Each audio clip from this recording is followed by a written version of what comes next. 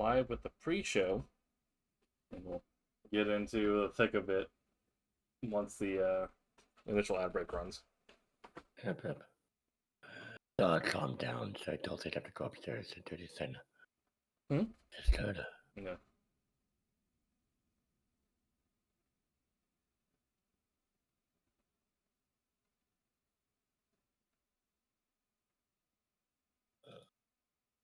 Huh.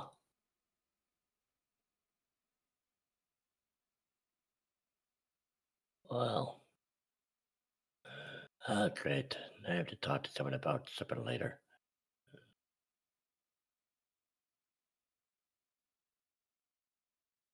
I could do something to piss someone off tonight, but I'm not going to. It'll be a nice person.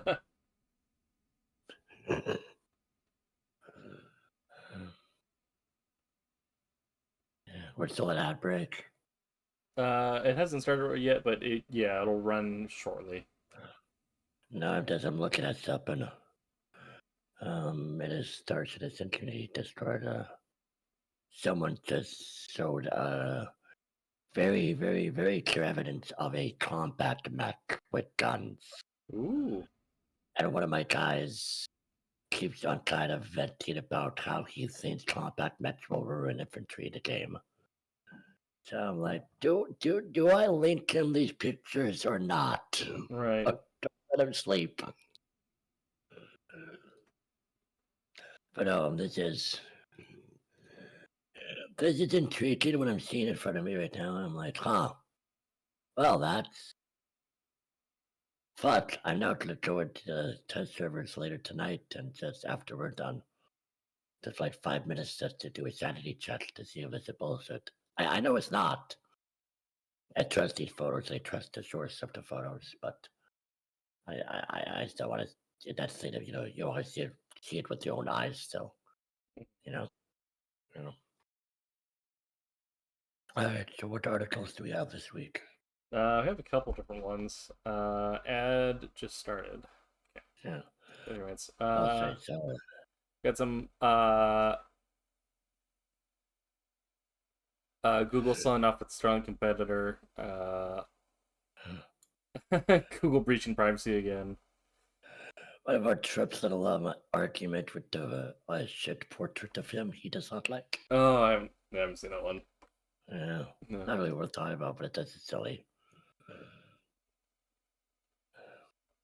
And I kind of agree, it doesn't look great, but also like whatever. Right. But I also can't sympathize with them. I'm not sure if I ever told you this. Verse 13, right? Mm-hmm. And I had like all the heavy, some of the really heavy shit. This guy did an artist exhibit on me. Yeah. Gave me a portrait of myself for my 13th birthday, right? Mm-hmm. And I look like a bloody ghoul. I look so like it's so bad.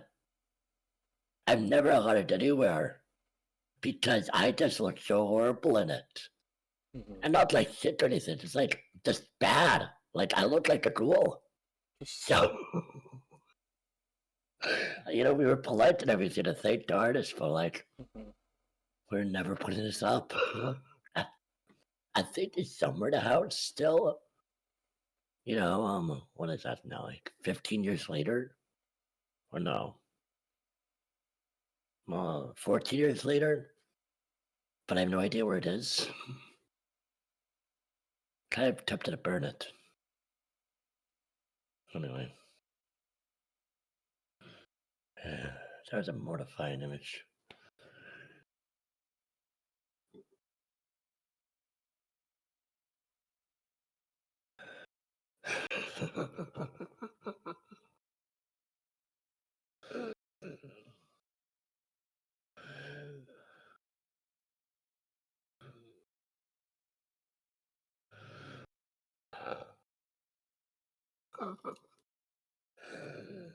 I'm laughing just because it is so bloody ridiculous.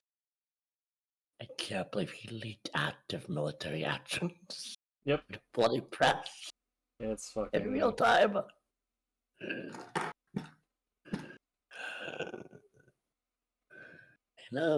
Who needs spies anymore, Yeah, we our own administration has been spies for foreign powers for forever. So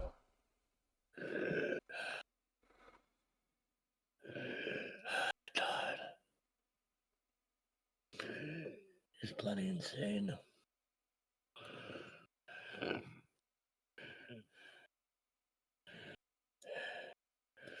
It really is bloody insane. hmm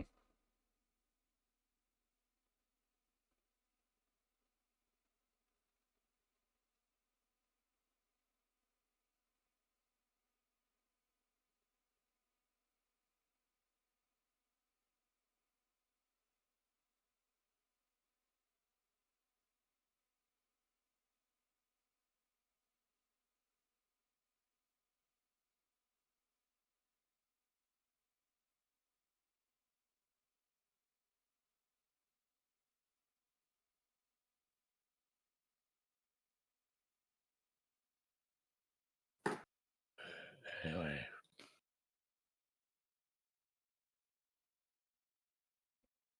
it. so I gotta go till 9:30 tonight or something. Yeah, something like that. Yeah, we could stream games afterwards. No, I'm probably gonna go to bed. Fair enough. Yeah. Yeah. Okay. Oh, we're back from ad break, so we can probably get into the show proper. Sounds good to me. All My right. friend. Yes. Welcome, internet, to Free Beer Society. A day later than usual, but for I accidentally just closed out a fairly important doc on my.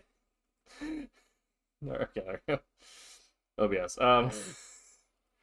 Whoops. All right. Welcome back to Free Beer Society, the podcast where we talk about the all things open source and politics and tech news and stuff and things.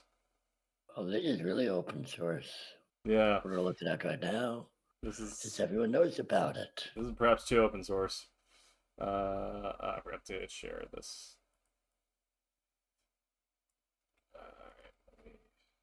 Also, hi internet. My voice is a little more short today than normal, so it could be a little more quiet.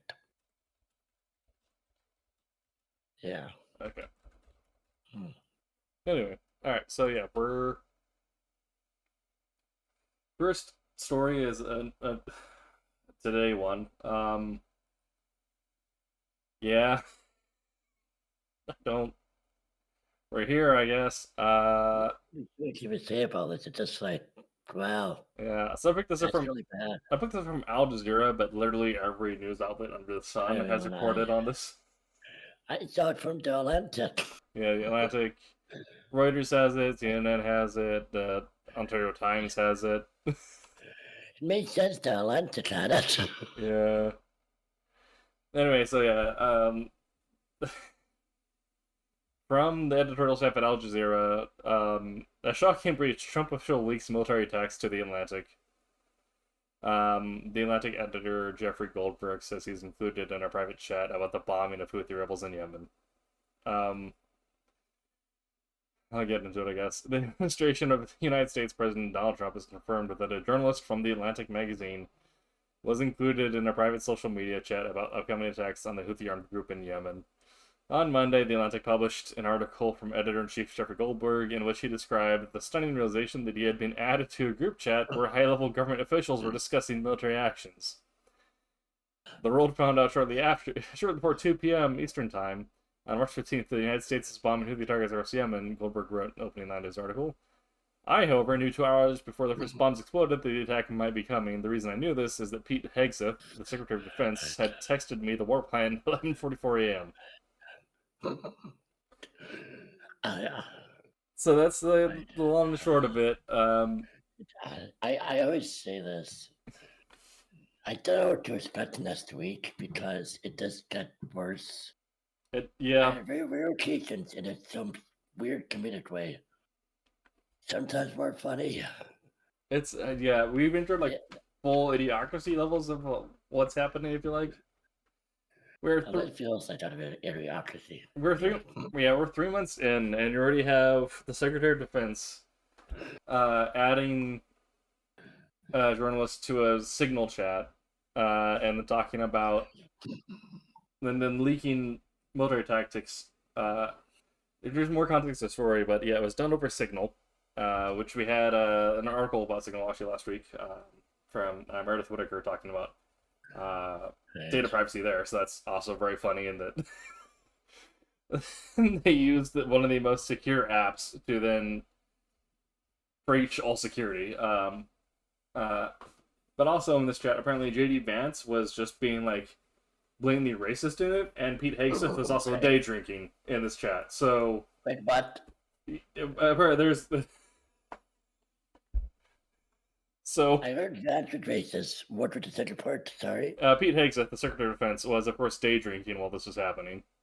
Okay.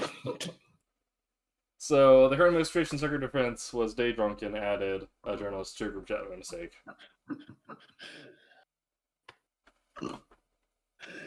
We are an idiocracy. The year of our Lord 2025. 3 months in. We have not completed the first quarter yet.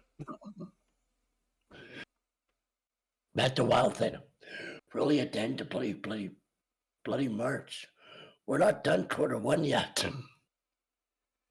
It's a time to be alive. We're nearing quarter two now, I guess, but still. Yeah, quarter two starts next month, but yeah, this is.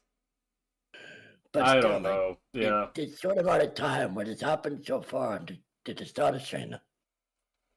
I mean, it's so like one of the challenges, I guess, of being a weekly news show was that there's absolutely no way we can keep up with the news cycle because you get 5 like headline worthy stories a day because shit is just constantly hitting the fan, is already in the fan, or the fan has exploded and turned into shit. I'll just say this, not to start too jealous here. I can't wait for South Park season to start. Yeah, South Park's gonna be great. Yeah. And what it is, they try to avoid him, Trump and administration, everything, because they went overboard with that stuff. And I hate talking about it now. But some of this, I feel you kind of, it'd be a loss if you don't talk a little about some of this or implement it in like this. This feels like, in some way or another, this will be implemented in an episode. Oh, absolutely. It has to be. Yeah. I mean, okay, now, so here's the thing, right? Is that we're all for like declassification of government documents, right? We want the government to be open and honest with us at all times because that's how you know that we're living in a fair and honest society. Yes, but not like this. Not like this. Also, it's dangerous. Yes. It's dangerous to. I'm assuming people in the service. It's dangerous to politicians. It's dangerous to citizens. It's dangerous to civilians. It's dangerous to journalists. This is like the information we want to like be revealed to us like a few days afterwards in a press conference where they go into full detail over everything, not 2 hours beforehand where we have a day drunk Secretary of Defense DMing. But dangerous to some people. To all the people I named, likely not all the people I named, but dangerous to some people for sure. Yeah. It's not a good thing, obviously. No. You don't have to have us say that. Yeah. Anyone who knows this, it's obvious. It's very, very bad. Yeah. Thankfully, it was just the editor of the Atlantic, like an American news like source, and it was just like bombing like operations. It wasn't discussing like on the ground troop movements with someone from a foreign country.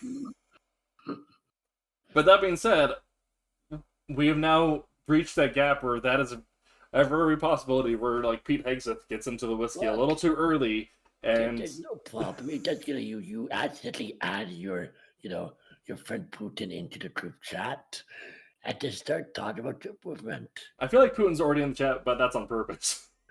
That's possible, maybe, who knows? Yeah, but I mean, yeah, I mean, we're not too far removed from discussing troop movements in Taiwan and adding the editor of the Beijing Times. Like, we know that's now a very real possibility that could happen.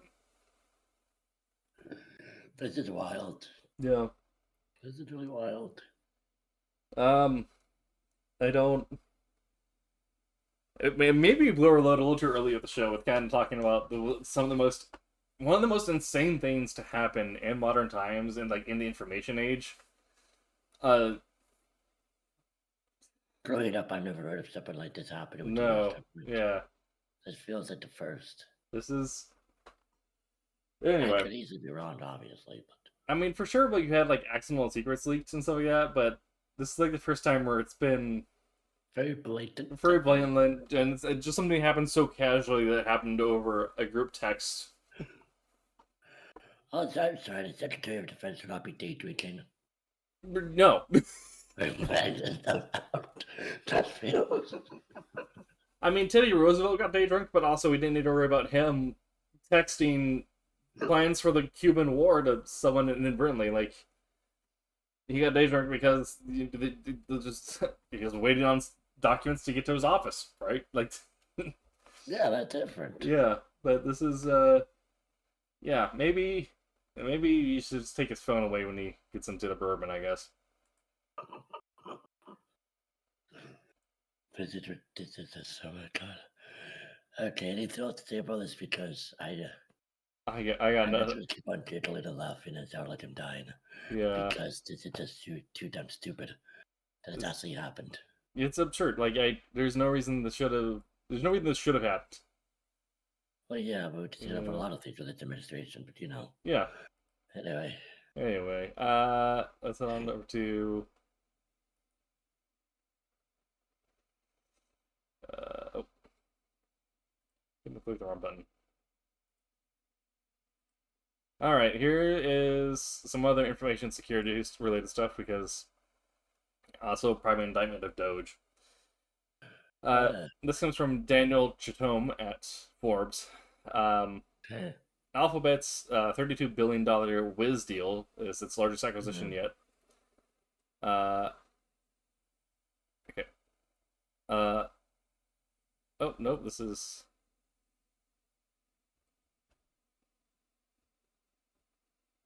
what is happening here? Did they redo how their thing is done? I think they redid it because this is not the correct article.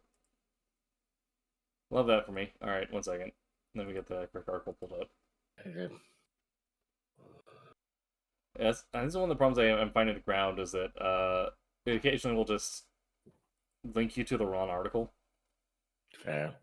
Or the article will be incomplete because it's from a headline group. Okay. John Beers at Japan Today. Google to buy cybersecurity company Wiz. Google said it'll acquire cloud security platform Wiz for $32 billion, citing the need for greater cybersecurity capacity as artificial intelligence embeds itself in technology infrastructure. The all-cash deal brings Wiz into the Google Cloud operations, boosting the capacity for consumers to use multiple clouds and providing end-to-end security platform for customers of all types and sizes in the AI era. The company said in a joint statement, "The deepening influence of AI makes cybersecurity increasingly important in defending against emergent risks and protecting national security," they added. The transaction, the largest ever sought by Google or parent Alphabet, will test U.S. President Donald Trump's openness to large takeovers after resistance to such deals by the administration of his predecessor Joe Biden. Alphabet has been close to Wiz takeover last summer, but company leaders opted to stay independent at the time with an eye towards initial public offering. Wiz CEO Asaf Rappaport said in a message to employees after the earlier deal fell apart. Started in 2020 by the Israeli-born Rappaport, the team who sold previous venture to Microsoft, Wiz, is based in New York with offices in 3 other U.S. cities and Tel Aviv. So,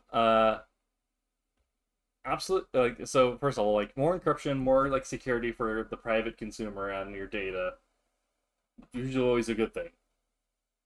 However, when Google, one of the most notorious offenders of data privacy breaches, which we'll get into later, is now acquiring one of the largest cybersecurity firms, you get to this weird sort of monopoly of you have to use us because we're ingrained in so many things to protect our security, but also once we actually get your data on our servers, it's absolutely not secure.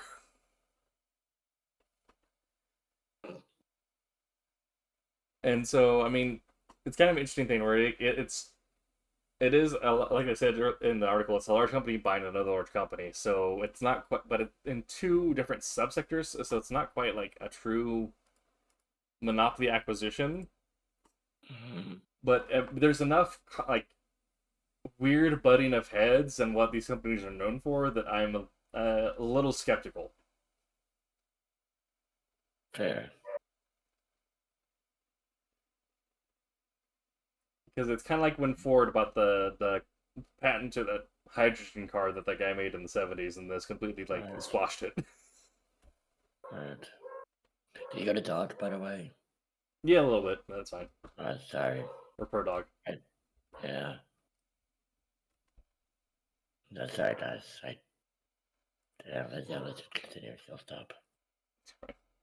Hopefully. Yeah. Or I could go up and check her something in this minute or two. But anyway. So what do we do? Nothing that can be done. I mean, it's interesting because like as a private consumer, there's not really a whole lot we can do. We just kind of have to like pick and choose the apps we use very carefully. So like I've moved away from using pretty much any Google product. That's why I use OpenOffice. Not sponsored by the cool product. Wormhole. So I use OpenOffice instead of like Google Docs. I use Wormhole instead of Google Drive. I stopped using Google Chrome and now am exclusively on Firefox, although I may switch over to Brave because we talked about that Firefox weirdness with their stuff earlier. Right. And so like I still have using Android, but it's because like there's not a good Linux competitor smartphone yet, at least not that I'm aware of. But eventually I'd like to like move in that direction.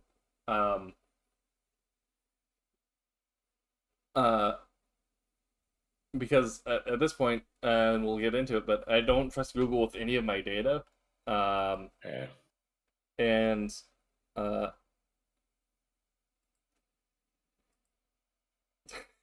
just gonna pull this one open as we talk about this. As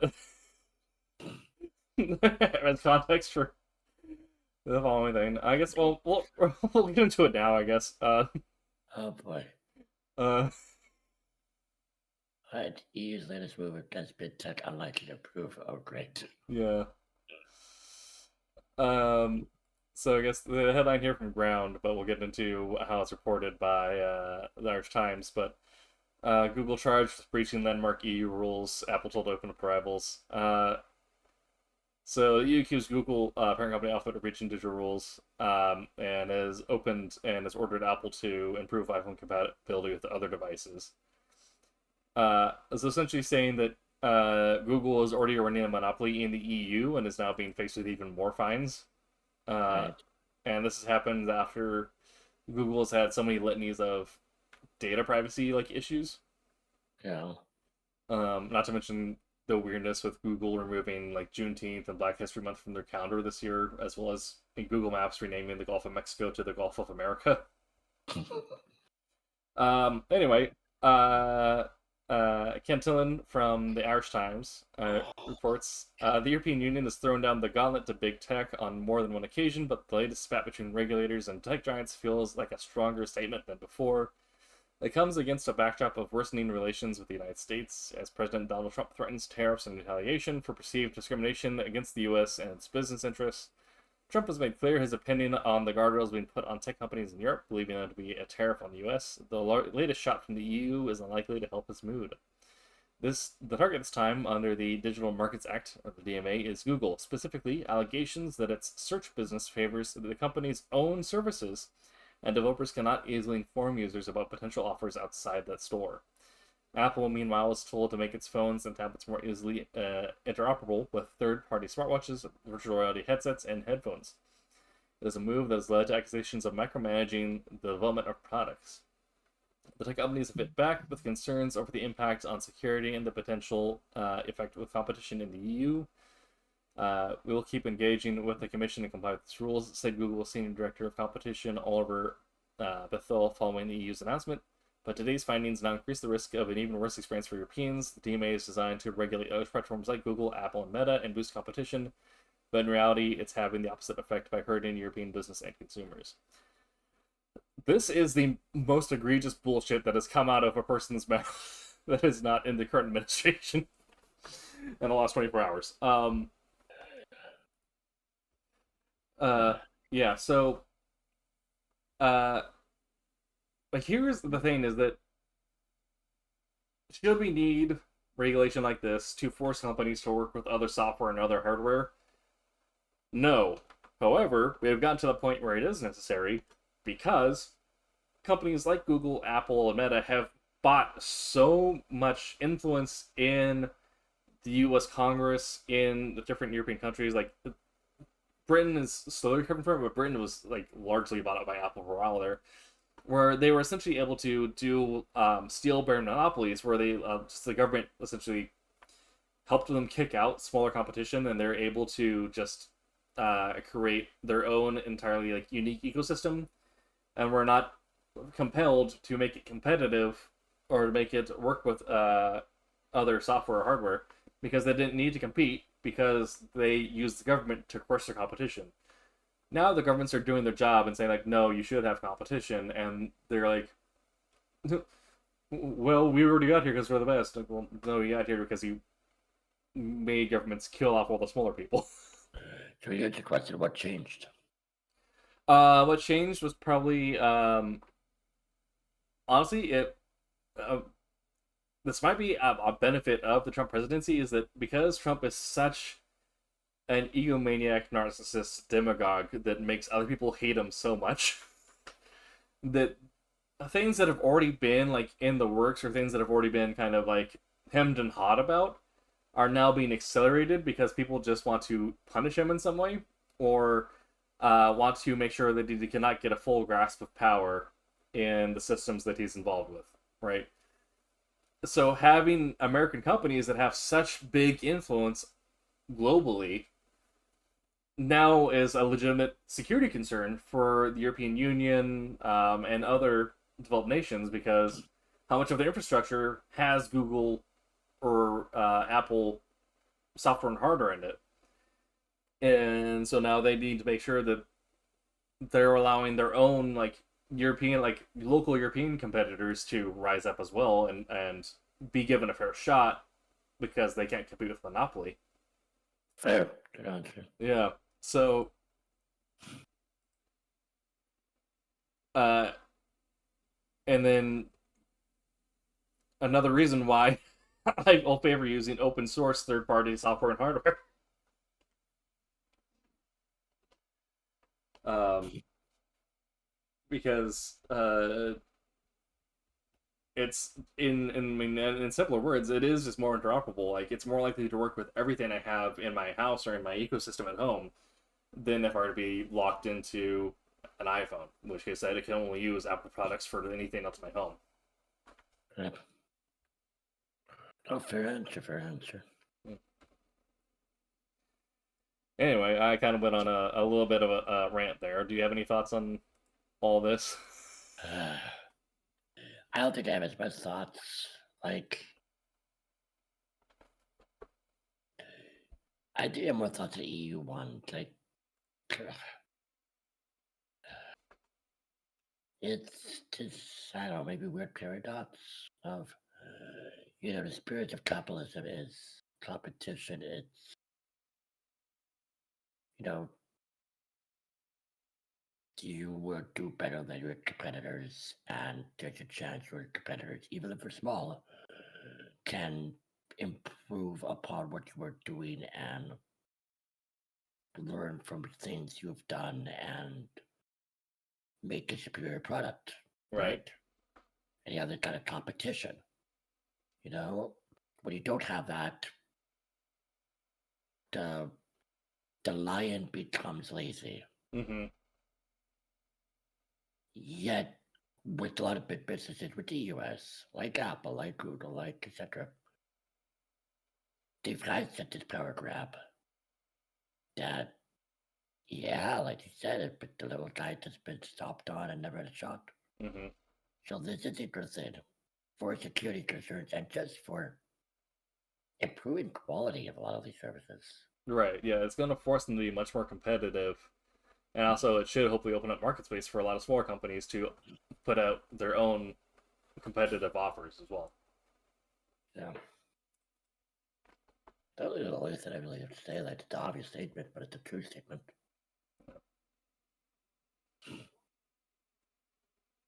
Okay.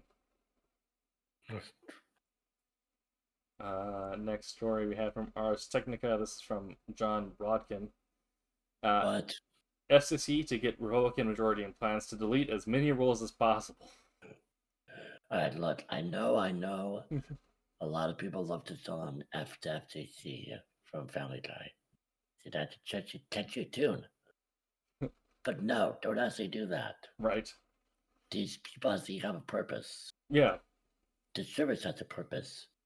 We do not want to get rid of it. Right. I mean, yeah, getting to a point, like, we're not even getting to the article, but yeah, the FCC is, I mean, yeah, it's in charge of censoring TV and radio, right? And, You could argue maybe America and some portions of America is all too stringent on that, you right. know? But the more important part is Sure. that they also help regulate freedom of information and freedom of traffic on the internet and the flow of information. Oh, why do you want to get rid of that? Right. That sounds weird. Yeah. Because then they can, I mean, we knew the Republican game plan was to get as many like benefits for their rich buddies, which means quashing traffic to smaller websites and boosting traffic to big websites that are owned by multi-billionaires. However, it seems like as going back to the start of the show, Republicans are actually for free-flowing information as they're sharing military attack plans with news outlets. Tomato, tomato. Exactly. All right. So for John Brodkin at Ars Technica, Commissioner Jeffrey Starks will resign from the Federal Communications Commission this spring.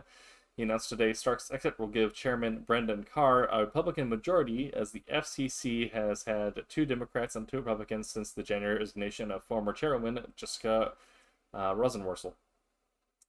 Today, I sent a letter to the president and Leader Schumer, indicating that I intend to resign my seat as a commissioner this spring, said Starks, a Democrat who has been FCC commissioner for over 6 years.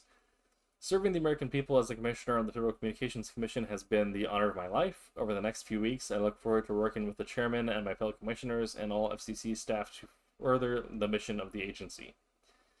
Even with a 2-2 deadlock, Carr has gotten to work on some of his priorities, such as investigating news stations accused of bias against President Donald Trump, and dropping a Biden-era proposal to increase regulations of broadband providers.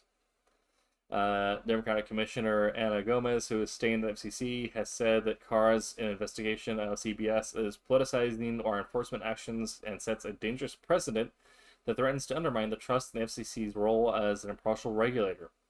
Starks also criticized Carr for launching investigations into media organizations and into the DEI practices of Verizon and Comcast. With a Republican majority, Carr can get aggressive in removing existing telecom regulations through his delete initiative under President Trump's leadership. The administration is unleashing a new wave of economic opportunity by ending the regulatory onslaught from Washington, Carr said last week when he announced a plan to seek public comment on every rule, regulation, or guidance document that the FCC should eliminate for the purpose of alleviating unnecessary regulatory burdens. Okay, so here's the question: are these folks actually unbiased? Well, that was kind of the point of why it was important that it be balanced or close to balance between right and left-wing commissioners, right? Is that way they can actually like argue things. Yeah, and you'll ever like actually like sanction someone if both parties agree that this person was acting in bad faith. However, as they said, with the Republican majority, they are going to appoint a Republican commissioner after Starks resigns, so it'll be a 3-1 Republican majority in the commission. And they want to sanction news outlets that aren't favorable of Donald Trump. So that's literally anyone left of Fox News.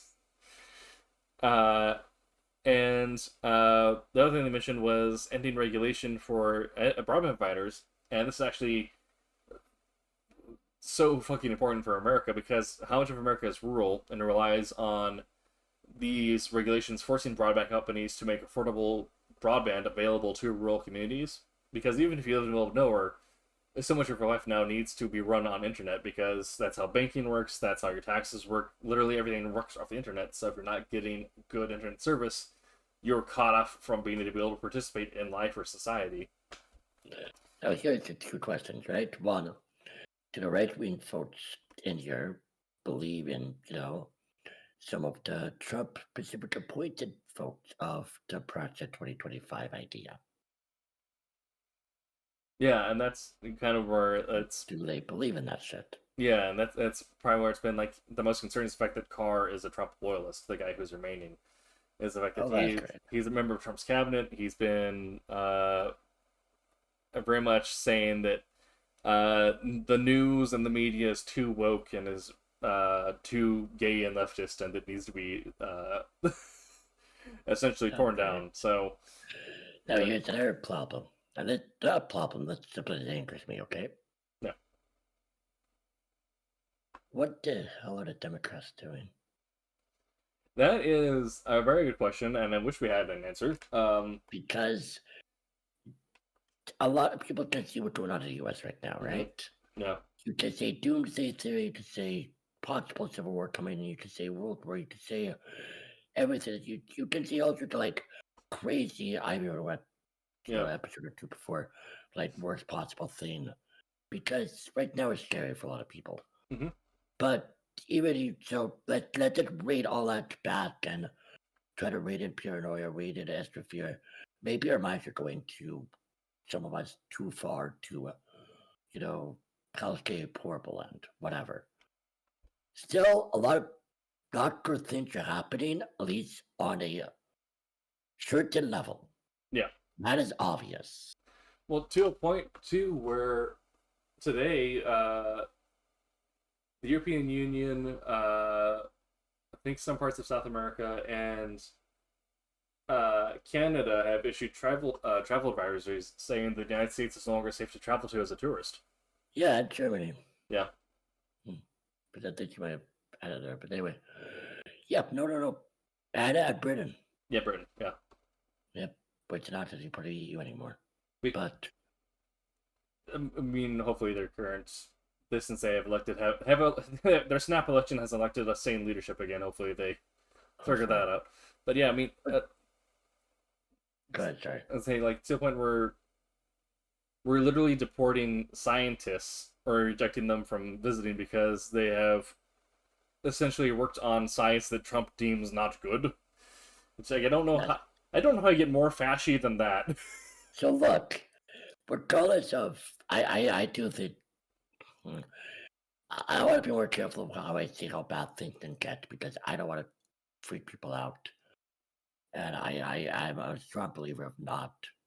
Look, I'm not the most educated on this, so I don't want to say stuff too crazy of worst case ideas where I don't feel like I'm more qualified to say such things. Sure. Um, yeah, but it is scary, and a lot of people are terrified right now. Yes. So I do not understand, right? For the Democrats right now, why someone like this would be saying, you know what, I've served my time. It's time for me to step down, whatever. I say stay in there and fight like hell. To Right. just hold the bloody line right now. Yeah. And You know? I mean, and the other thing is that we have two special elections happening in two other districts that could help sway kind of the flow of the House and Senate, but they're not getting any support from the Democratic Party because they're not main Democratic Party candidates. Right? They're outliers, but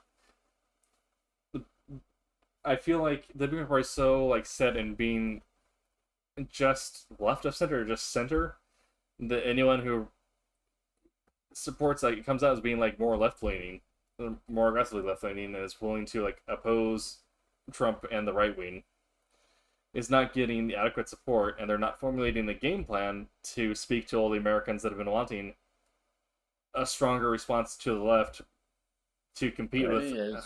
how far to the right everything else is. right? Bernie is partly, Yeah.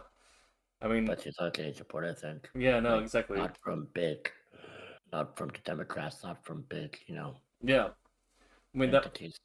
that was like how sad it is that, like, we were driving up from Albany over the weekend. Albany, Oregon, not New York. Yeah. And we saw farmers like uh on like their cattle fence. They had a giant fucking Bernie flyer. And we got super stoked. We're like, oh, hey, Bernie person. We're like, wait, why is this the only Bernie sign we've seen? Why are we getting so excited over this? When they feel like this is right, there should be more Bernie stuff kind of over the place in Oregon, right? That's kind of our whole thing. Right. So it's yeah. I having a stronger response, like campaigning around people like Bernie, like some people who are running special elections, like if we got like our own action committee that was Bernie, Ilhan Omar, AOC, I feel like that'd do a lot to gather like general support from the American population that is feeling like the Democrats have given up. Yeah. Yeah.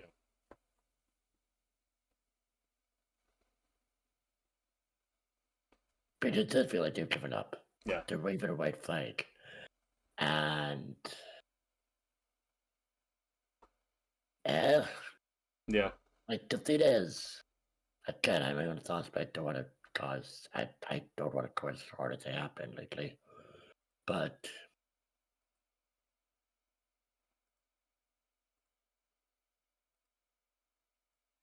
if it really is a dangerous force thing right now, right? Mm-hmm. Which I do agree with, especially with the deporting of people, of U.S. citizens, of how artists get to this country. I understand why they had the travel warning from multiple countries right now. Mm-hmm. There's no way the hell I would go to the States right now. Yeah. At all. My family's going there in a few weeks for a holiday. Oof. And it makes me kind of nervous actually. But Yeah. that most of us are still American citizens too, so there should not be as much of a Right. problem, hopefully. But yeah. I mean, Anyway, if unfortunately you never know, right? that's a problem. Yeah. And that's the cost. Like things like you mentioned was like as Americans, like we love the idea of America, but right now we're a problem where the reality of America is not matching up to that idea, and so Yep. we're kind of stuck looking at like, well, what do we? It's like when your favorite appliance breaks.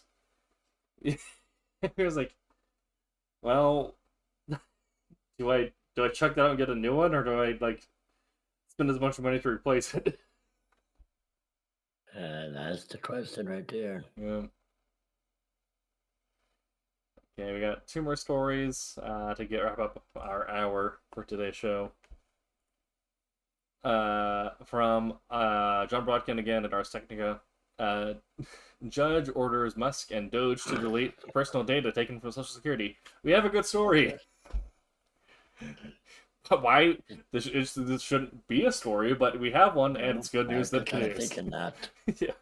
like it could, and it's just doing their job correctly, which is great. But I'm also like, she should not have the Social Security data.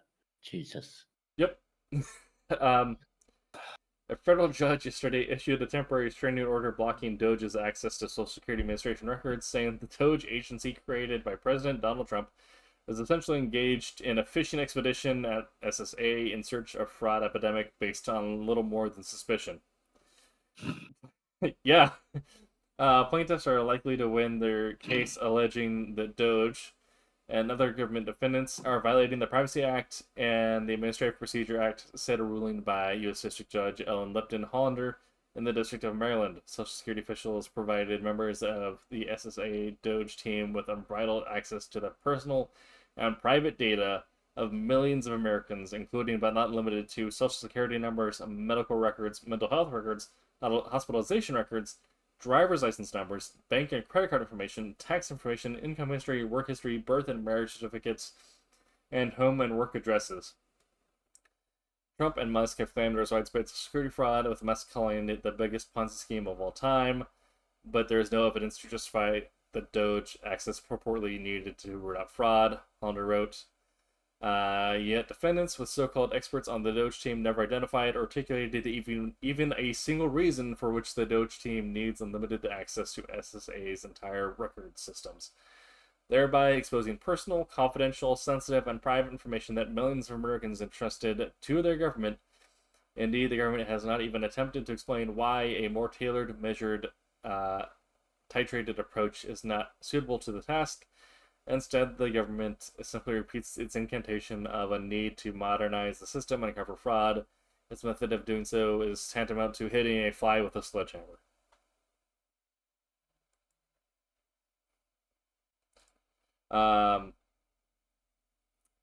Yeah, so that's just, and that's also coming off the heels of IRS saying that Doge has cost America about $500 million so far, or was it $500 billion? Quite a bit of money, and they've not actually provided a single fraud case from it, which has gone forth to prosecution. Oh boy.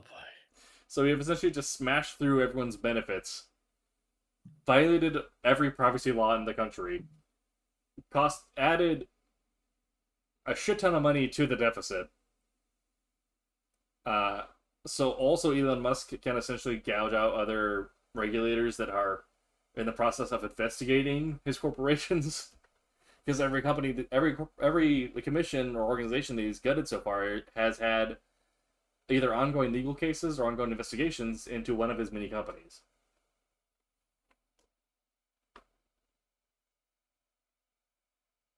Does it need to be figured out? I mean, yeah.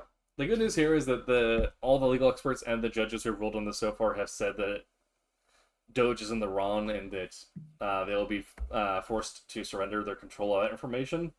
Mm-hmm. But this should not need to be good news. This should not need to be news. Why? There should not be a world in which we're talking about this.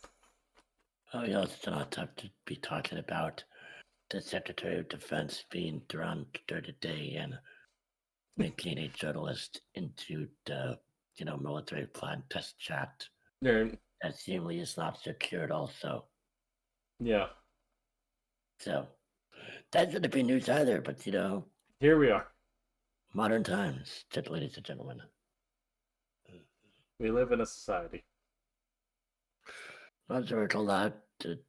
Not so very say society, computer circus, but we live into something. Tomato. Yeah. Anyway, it is a good thing that it's happening.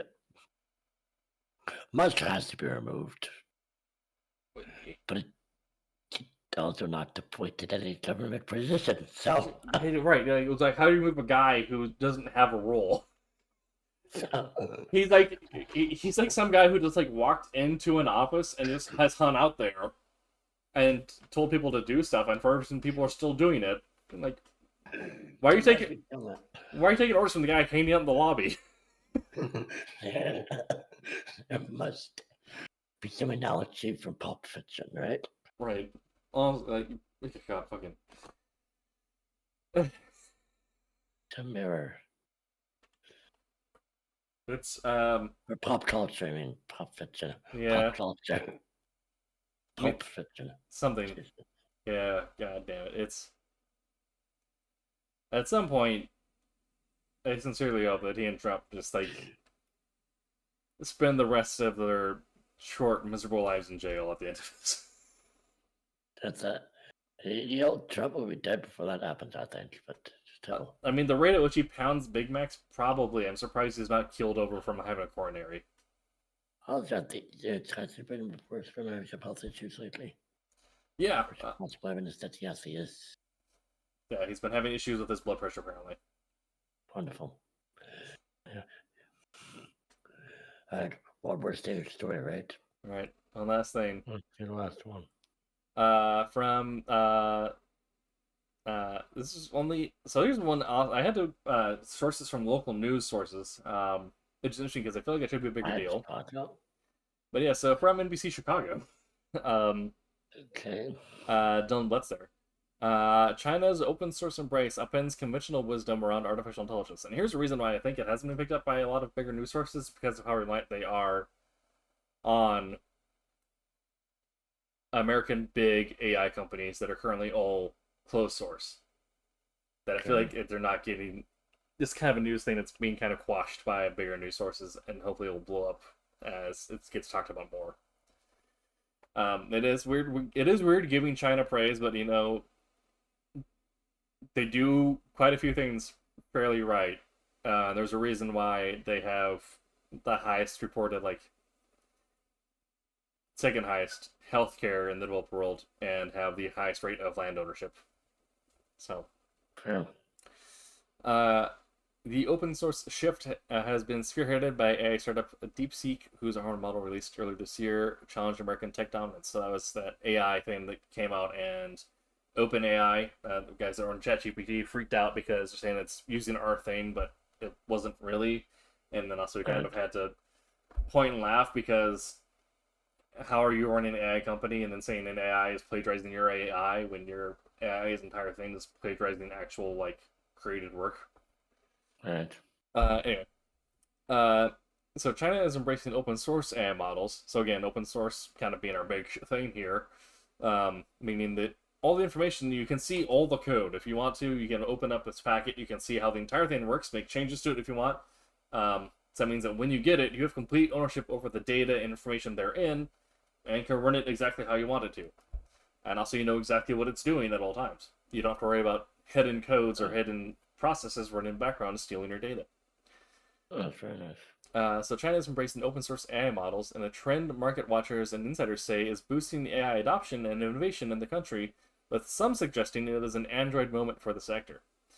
The open source shift has been spearheaded by AI startup DeepSeek, whose ARM model released earlier this year challenged American tech dominance and raised questions over big tech's massive spending on large language models and data centers. Also, here's the thing: is let's see if this is the thing we're gonna talk about it. I don't know if we get into it, but essentially, DeepSeek was made for like they don't have the exact data here. Oh, here it is. Yeah, it was made for only 3 million, which I think is about how much OpenAI spends in a day. Oh, Yeah.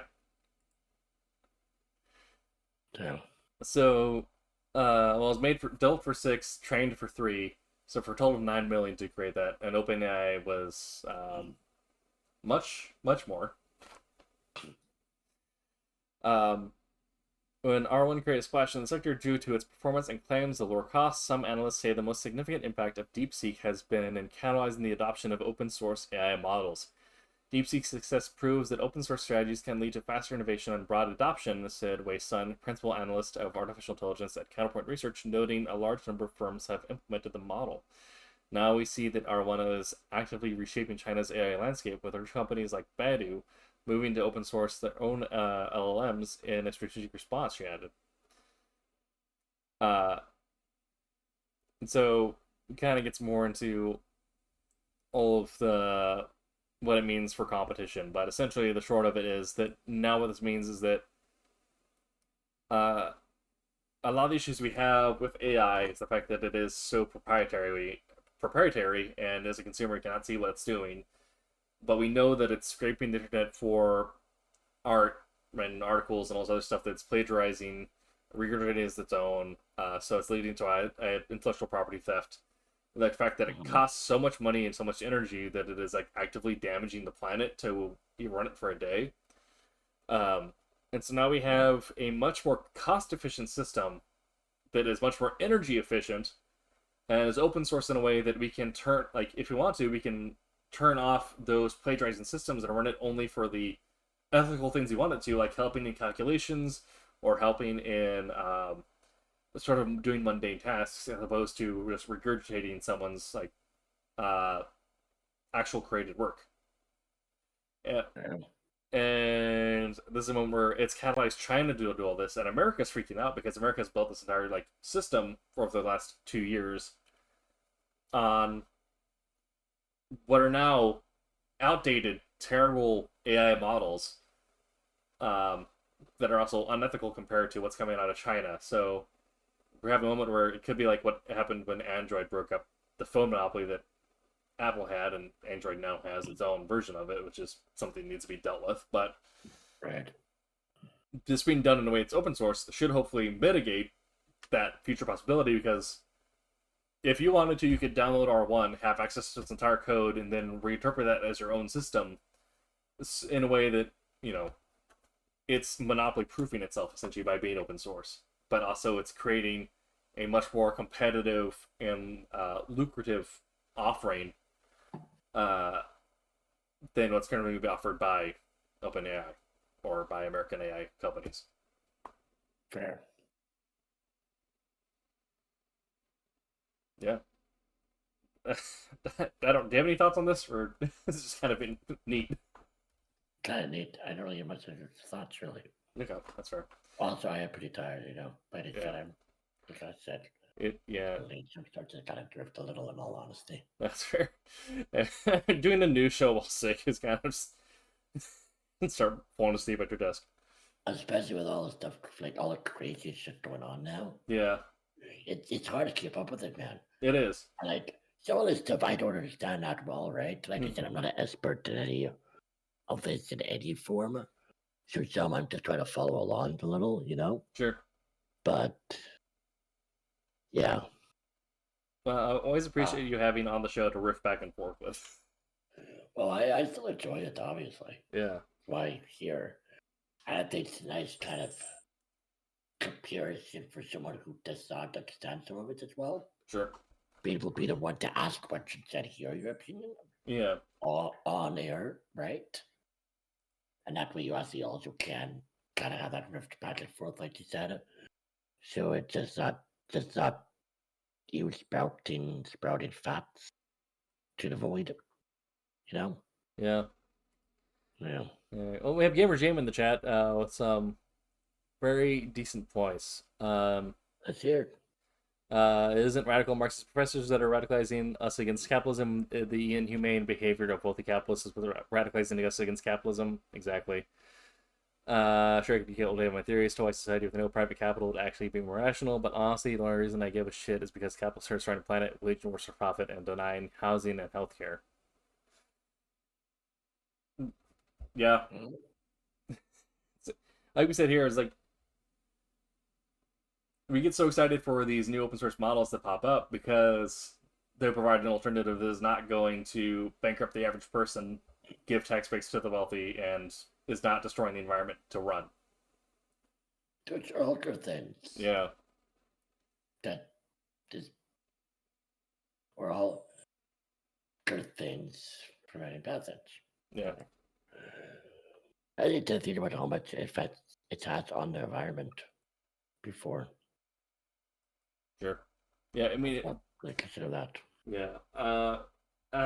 Because of how limited our time is as a weekly show, the amount of context we can give for any given story is going to be limited, but there are a lot of studies that have been done and articles reporting the daily cost of running AI models in America the way that Americans do, and how much energy is being consumed just to provide like simple queries. Like every time you Google something now, because it says that AI overlay, it burns a significantly more energy than it did beforehand when it just pulled up the results page.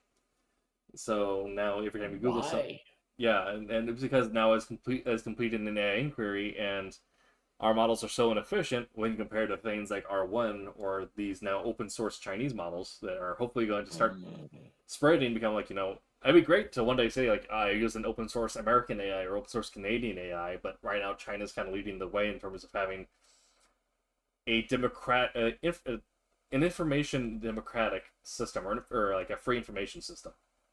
Yeah. But they're so inefficient, like the American models are so inefficient because of the amount of proprietary tech they're running on, that it's just generating that AI overview is going to use a large sum of energy in doing its computations because it has to skim the internet, compile that, and then regurgitate that in the time you're doing the search. Right. So it is powering each of those functions at that time. Right. Yeah. Anyway, but yeah, we ended on two good stories. Those are good stories. Yeah. They're better than other crazy Yeah. shit. We started with the big boy. Felt like We did, yeah. I mean, it's. I feel like it's good show structure, right? Either you end with the bang, or you start with the bang and you end on the rising action. agreed. Yeah, I agree with that. it's been an hour. We're having our second ad break starting up here, so we'll probably end tonight's show here. If you're subscribed on Twitch, and want to listen to us kind of talk amongst ourselves as we wrap up our call. Yep. Well, the ad runs. I appreciate it. If you're not subscribed, as much as watching ads sucks and supports Amazon, until we get an open source alternative to Amazon, which hopefully we might get in the near future, um, it's the reality we live in. There's no ethical consumption under capitalism.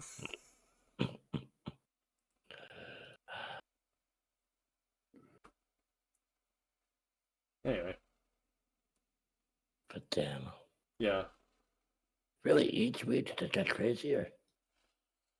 it'd be not. As Yeah, go ahead. I'd say I remember I started this because I like politics and tech news is something that I'm passionate about and I like talking about, obviously. Of course. But then when you actually do it and you're doing even just cursory research, like pulling up an article a day, so you have 5 articles at the end of a week, you're like, what the fuck is happening? Like I have a similar passion to it. A little less on tech news, still the level you do for sure. Yeah, But I do find it interesting. Absolutely. I do have a passion to a degree about politics. You know, the amount yeah, of stuff I listen to, the amount of stuff I try to do my research on it. I love learning about it, hearing about it, talking about it. But like, I remember being really big into it years ago, yeah. especially during like the rise of the Bernie era, right? Hmm. But I had to pull back a bit because bloody hell, It's fucking A, dude. it says it it doesn't give you confidence about humanity No. by any means. Like it spawns this repeating question in you, especially if you have OCD, of how the fuck are we still here? Yeah. It's Truly, it's yeah, I have never been more like concerned and confused about the general state of humanity. just I don't get it.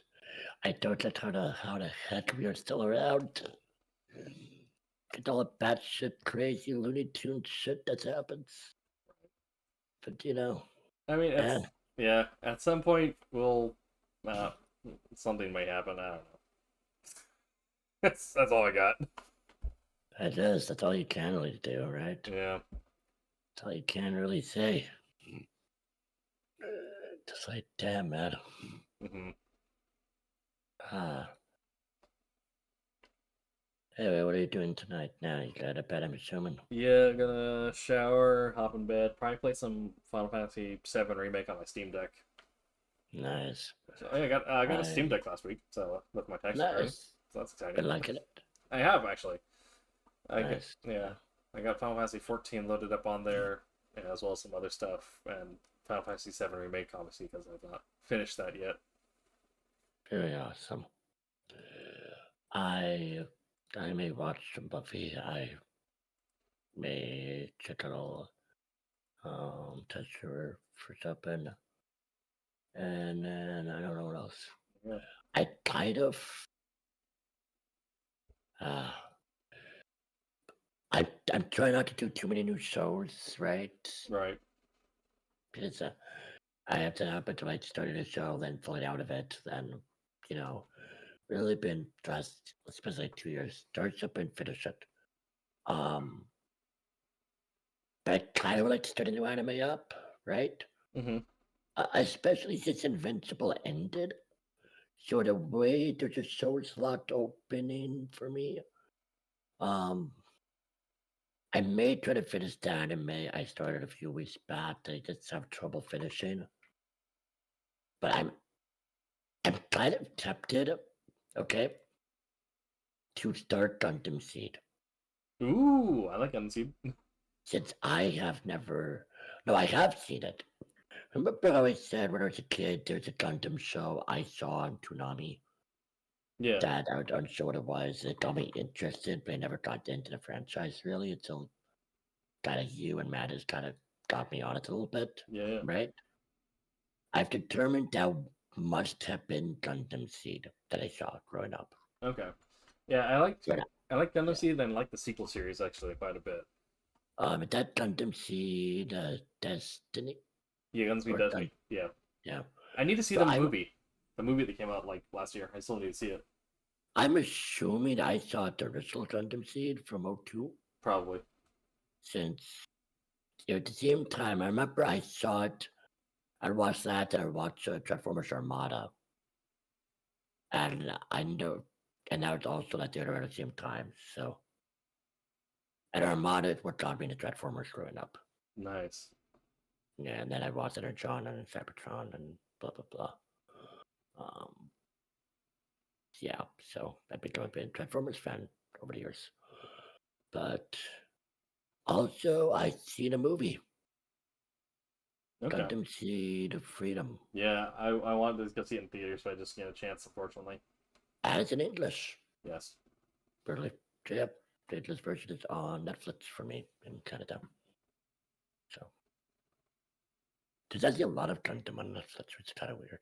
Nice. Yeah, I need to finish watching the new 3D one, the one that Netflix put out, the Netflix original. Right, Requiem for Vengeance. Yes, I watched the first little bit of it.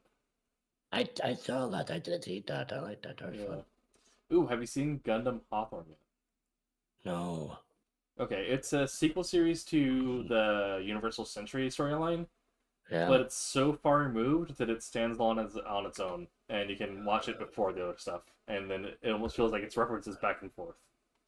Wait, Hawthorne or Hathaway? Hathaway, I have not done my watch list though. yeah, Hath- Um, yeah, Gundam Hathaway and Unicorn. I'd say if you don't watch like the OG '70s Gundams, which are dated at this point, you could just yeah. watch Unicorn and Hathaway and still have a really good Universal Like, Century Gundam experience. yeah, Unicorn frustrates the hell out of me, in all honesty, because I really want to see the dub of it badly, Yeah. right? But I can't. Mm. Funimation had a dub, from my recollection, right? Yes. Crunchyroll does not. So here's also the thing. Netflix does not. And I think if I try to buy it, right, I think it's on Hulu. the dub, Yeah, it might be. Or it might be Disney Plus because Canada, but it should be on either Hulu or Disney Plus because I think Fox owns the streaming rights to it. for the dub of Yeah. Unicorn. Yes. However, I will give I, you a warning. The dub is done as a series of micro movies, and they cut a lot out. God. So it's like they'll turn like 4 or 5 episodes, which would be like 2.5 hours of content, into one hour or 90-minute episode micro movie. Let me see something here. So I was showing my partner Gundam Unicorn. I got frustrated with it because I'm like, there's so much that's missing. There's so much context that's Maybe missing. I should just watch the sub then. Yeah, I'd say it's probably the better story at this point, but it's Yeah. still like the dub is still good. The voice acting is still great, but And there's no Gundam on Disney Plus in Canada. fucking Yeah. So I may do that. I don't know. mm, And I found Unicorn on, because I have our version of Hulu, right? right. Through Amazon Prime with the family plan. And I see Unicorn here and it just says Crunchyroll. Interesting. So I don't think the dub is anywhere watchable in Canada. Hmm. Which is really frustrating. Yeah. Yep. Um, that's what I am kind of frustrated with when Crunchyroll did buy everything out. They claim they would transfer everything over. They did not. They did not.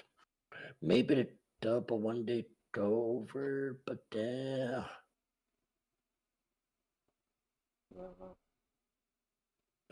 it does a thing. But what did they do?